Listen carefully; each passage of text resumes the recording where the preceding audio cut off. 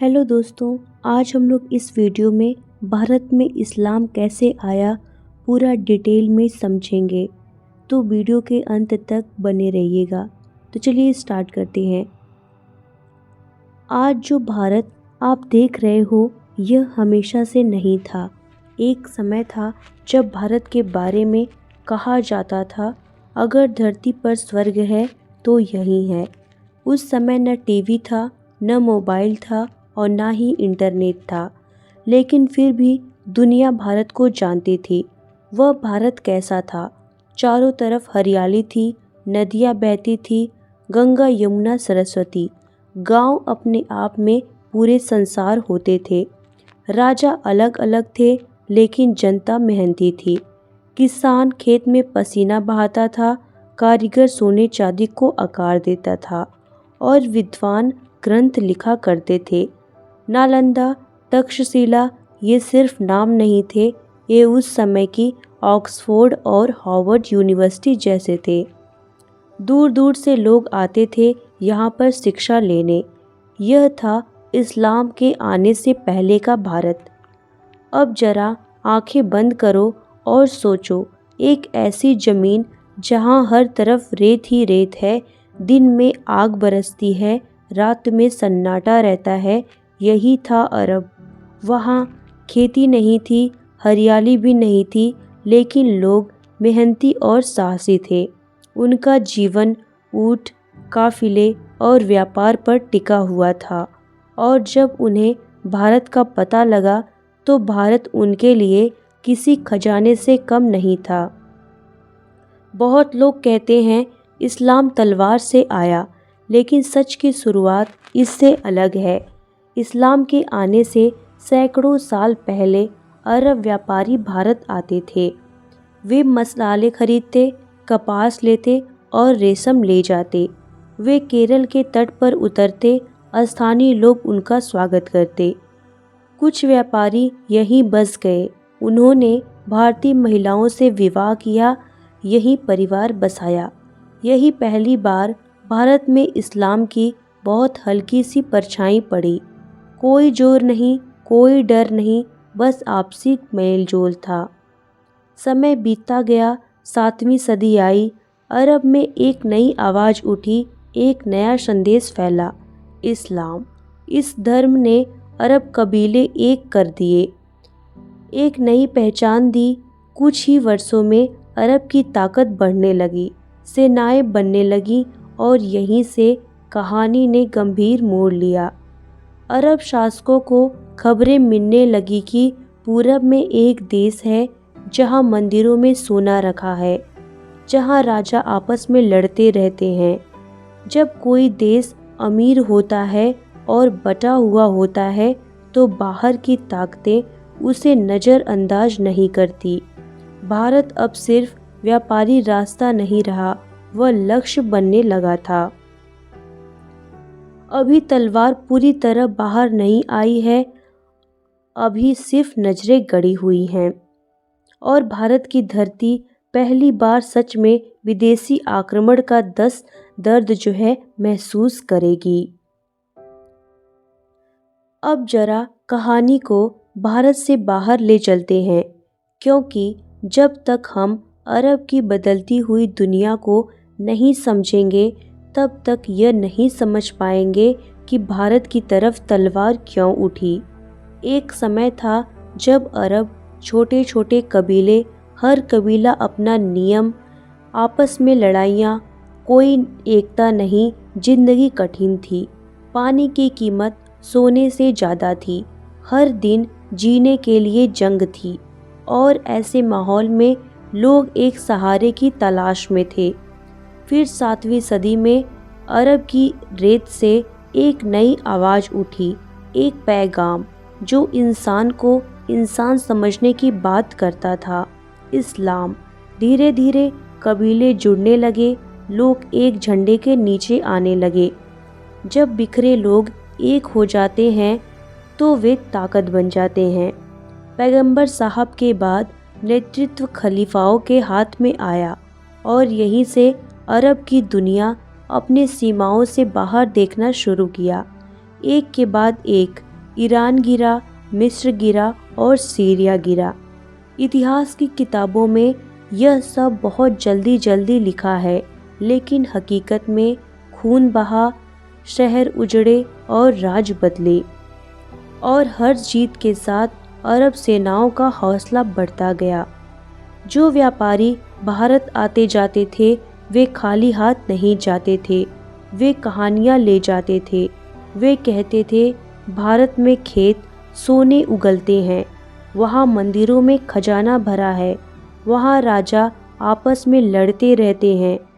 कहानियाँ कभी कभी तलवार से ज़्यादा खतरनाक होती हैं। अरब के शासक सोचने लगे, अगर हम इतने बड़े साम्राज्य को संभाल सकते हैं तो भारत को क्यों नहीं संभाल सकते। और सबसे बड़ी बात, भारत तक पहुंचने का रास्ता मौजूद था, वह था सिंध। सिंध भारत का पश्चिमी द्वार था, समुद्र से जुड़ा था और व्यापारी मार्ग पर स्थित था, यानी दरवाज़ा खुला हुआ था। अब यहाँ एक और बात समझो, अरब व्यापारी भारत आते थे, लेकिन हर जगह शांति नहीं थी। कभी जहाज लूटे जाते, कभी विवाद होता, कभी राजा मदद नहीं करते, और इन्हीं बातों को आक्रमण का कारण बना दिया गया। इतिहास में कारण हमेशा सच्चा नहीं होता, कभी कभी बस बहाना होता है। अरब की दुनिया अब तैयार थी, सेना तैयार, रास्ता तैयार और इरादा भी तैयार था। बस एक चेहरे की कमी थी, एक ऐसा व्यक्ति जो पहला कदम रखे, और वही व्यक्ति अगले भाग में आने वाला था। एक लड़का जिसकी उम्र बहुत कम थी, लेकिन जिसका नाम इतिहास में बहुत बड़ा लिखा गया। अब तक भारत ने सिर्फ दूर से खतरा महसूस किया है, अभी तलवार चली नहीं है, लेकिन अगली कहानी में धरती पहली बार खून से रंग जाएगी। इतिहास में कुछ साल ऐसे होते हैं जो किताबों में सिर्फ एक लाइन बनकर रह जाते हैं, लेकिन असल में कुछ पीढ़ियों की किस्मत बदल देते हैं। 1712 ईस्वी ऐसा ही एक साल था।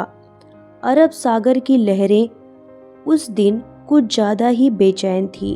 अरब के कुछ व्यापारी अपने जहाज़ों पर माल और परिवार के साथ भारत से वापस जा रहे थे।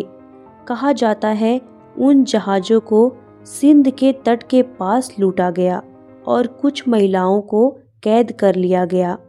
इतिहास में यही वह जगह है जहां कहानियों दो रास्तों में बंट जाती हैं।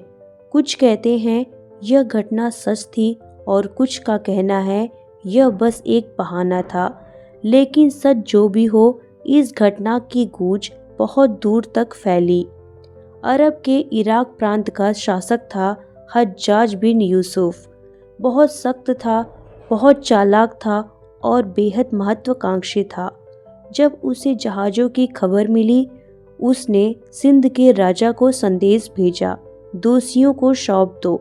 सिंध का राजा था राजा दाहिर, एक स्वाभिमानी हिंदू शासक। उसने जवाब दिया, समुद्र पर मेरा नियंत्रण नहीं है, लुटेरे मेरे आदमी नहीं हैं। कभी कभी सच्चा जवाब भी युद्ध को नहीं रोक पाता। हज्जाज ने अब एक बड़ा फैसला लिया। उसने सेना भेजने का सोचा और इस सेना का नेतृत्व दिया मोहम्मद बिन कासिम ने। उम्र थी सिर्फ 17 साल। आज के ज़माने में 17 साल का बच्चा मोबाइल में खेलता है और उस ज़माने में 17 साल का लड़का एक पूरे देश पर चढ़ाई कर रहा था। अरब की सेना रेगिस्तान पार करती हुई सिंध की ओर बढ़ी। उसके पास तेज तलवारें, घुड़सवारी सैनिक और एक मजबूत इरादा था। दूसरी ओर सिंध के लोग कभी ऐसा हमला नहीं देखे थे। राजा दाहिर ने सेना इकट्ठा की, हाथियों को युद्ध में उतारा, धरती कांपने लगी। यह कोई छोटा युद्ध नहीं था, बल्कि दिनों तक चला। तलवारें टकराईं, तीरें चलीं, खून बहा।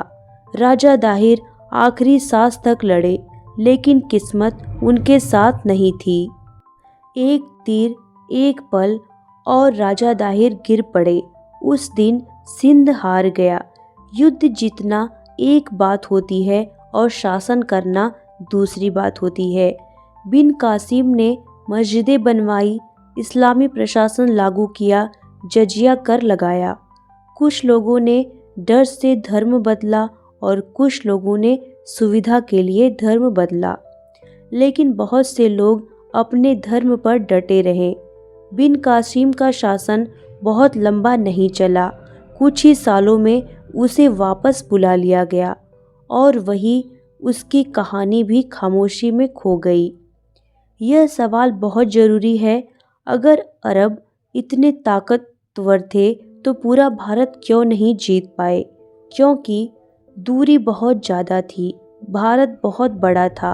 अरब शासकों की दिलचस्पी बदल गई, इसीलिए सिंध के बाद आक्रमण रुक गया। लेकिन याद रखो, यह सिर्फ शुरुआत थी, अंत नहीं। 1712 ईस्वी में भारत को हिला दिया था, लेकिन भारत अभी टूटा नहीं था। अगले भाग में एक ऐसा व्यक्ति आएगा जो बार बार आएगा, लूटेगा और चला जाएगा, और उसके जाने के बाद मंदिरों के टूटे पत्थर कहानी सुनाया करेंगे। समय आगे बढ़ता है, सदियां बदलती हैं, लेकिन भारत की समृद्धि जस की तस रहती है। सिंध पर हुए आक्रमण को अब कई दशक बीत चुके हैं। भारत ने सोचा था खतरा टल गया, लेकिन इतिहास अक्सर चुपचाप रहता है और अचानक सामने आ खड़ा होता है। भारत से बहुत दूर आज के अफगानिस्तान में एक शहर था गजनी। यहीं से उभरा एक शासक, नाम था महमूद। इतिहास में जाना गया महमूद गजनवी। वह सिर्फ राजा नहीं था, वह महत्वाकांक्षा था, वह लालच था, वह शक्ति का भूखा था। महमूद ने भारत को कभी घर बनाने की जगह नहीं समझा। उसकी नज़र में भारत था खजाना, सोना और दौलत। उसे शासन नहीं चाहिए था, उसे लूट चाहिए थी। और यही फर्क था उसने पहले और उसके बाद आने वालों में। इतिहास में लिखा है, महमूद ने भारत पर 17 बार आक्रमण किया। सोचिए, एक बार नहीं, 2 बार नहीं, बार बार। हर बार वही रास्ता, वही शहर और वही दर्द। भारत के कई राजा तैयार ही नहीं थे। उन्हें लगा वह फिर चला जाएगा, और वह सच में चला जाता था, लेकिन अगली बार और ज़्यादा ताकत के साथ वापस लौटता था। अब यहाँ एक सवाल उठता है, महमूद के हमलों में मंदिरों को ही क्यों लूटा गया और मंदिरें ही क्यों टूटी? इसका जवाब था, भावनाओं में नहीं बल्कि सच्चाई में छुपा है। उस समय मंदिर सिर्फ पूजा स्थल नहीं थे, वे बैंक थे, वे खजाने थे। राजा अपना धन मंदिरों में रखते थे। महमूद यह जानता था, इसीलिए मंदिर निशाना बनाया, मूर्तियाँ टूटी, सोना लूटा गया। यह धर्म से कम और धर्म से ज़्यादा जुड़ा था। सबसे प्रसिद्ध हमला था सोमनाथ मंदिर। यह मंदिर समुद्र किनारे था, अपार धन से भरा था और पूरे भारतवासियों की आस्था का प्रतीक था। महमूद ने हमला किया, युद्ध हुआ, रक्षा करने वाले मारे गए और मंदिर टूटा। और फिर जो उसे चाहिए था वह लेकर वापस गजनी चला गया। उसने भारत में रुकने की कोशिश नहीं की। यह समझना जरूरी है कि महमूद भारत में शासन नहीं करना चाहता था। उसने प्रशासन नहीं बनाया, उसने यहाँ समाज नहीं बसाया। वह आया, लूटा और चला गया, लेकिन हर बार जाते जाते भारत को थोड़ा और कमज़ोर कर गया। इस दौर में भारत की सबसे बड़ी कमजोरी थी आपसी एकता की कमी। राजा अलग अलग थे, सोच अलग अलग थी।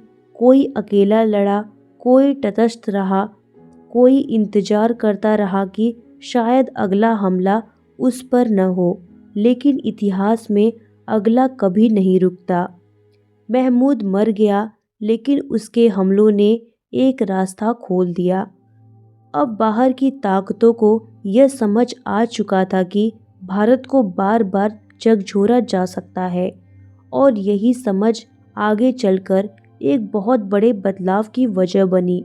महमूद ने भारत में राज नहीं किया, लेकिन उसने भारत के दरवाजे पूरी तरह खोल दिए।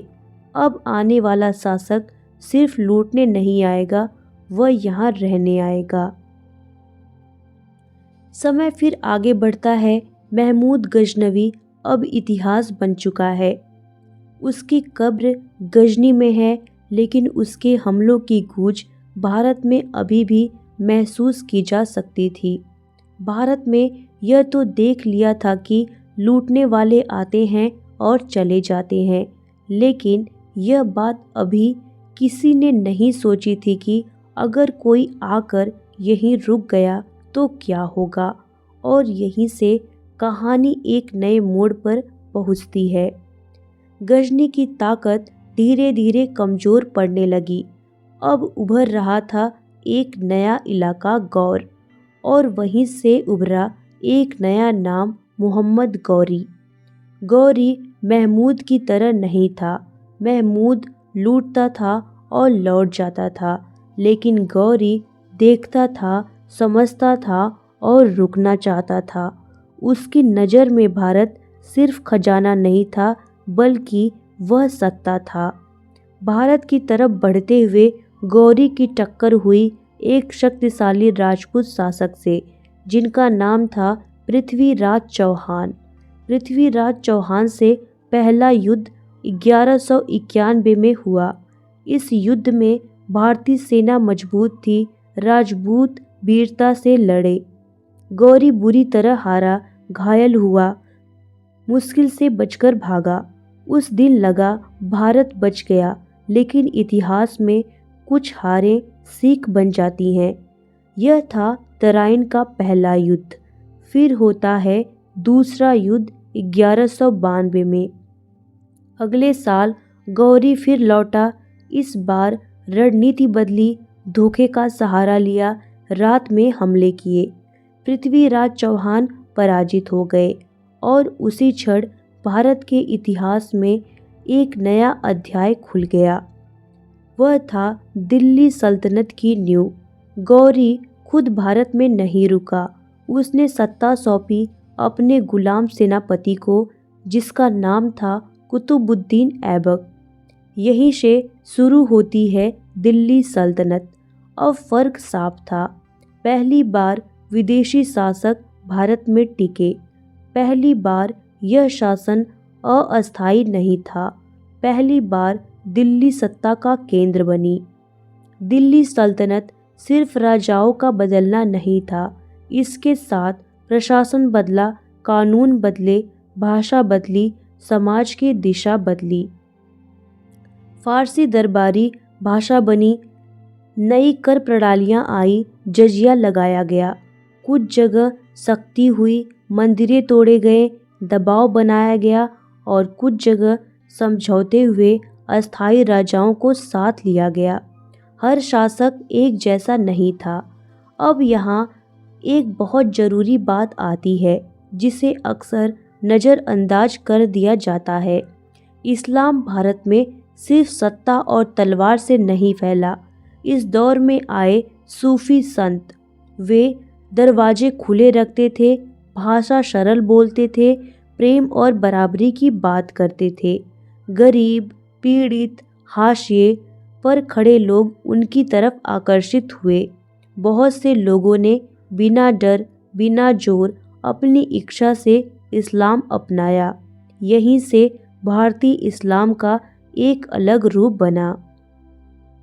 यह समझना जरूरी है कि भारत में मुस्लिम शासन एक रंग का नहीं था। कुछ शासक कट्टर थे, कुछ व्यावहारिक थे, कुछ उदार थे। कहीं जुल्म हुआ, कहीं सह अस्तित्व, कहीं मंदिर टूटे, कहीं मंदिरों को दान मिला। इतिहास सीधा नहीं होता, वह परतों में होता है। इस पूरे दौर में भारत की सबसे बड़ी कमजोरी फिर वही थी, आपसी फूट। जब तक राजा अलग अलग सोचते रहे, सत्ता को निजी समझते रहे, तब तक बाहर से आने वाले मौका पाते रहे। दिल्ली सल्तनत सदियों तक चली, उसके बाद खिलजी, तुगलक, सैयद, लोधी और अंत में मुगल आए। इतिहास यहाँ आकर साफ बोलता है कि भारत में इस्लाम व्यापार से आया, आक्रमण से फैला, सत्ता से टिका और समाज में घुल मिल गया। यह कहानी न पूरी तरह काली है और ना ही पूरी तरह सफ़ेद है। यह कहानी है समय, सत्ता और इंसान की। इतिहास को समझना जरूरी है, क्योंकि जो उसे भूलता है वह वही गलतियां दोहराता है, बस नए नामों के साथ।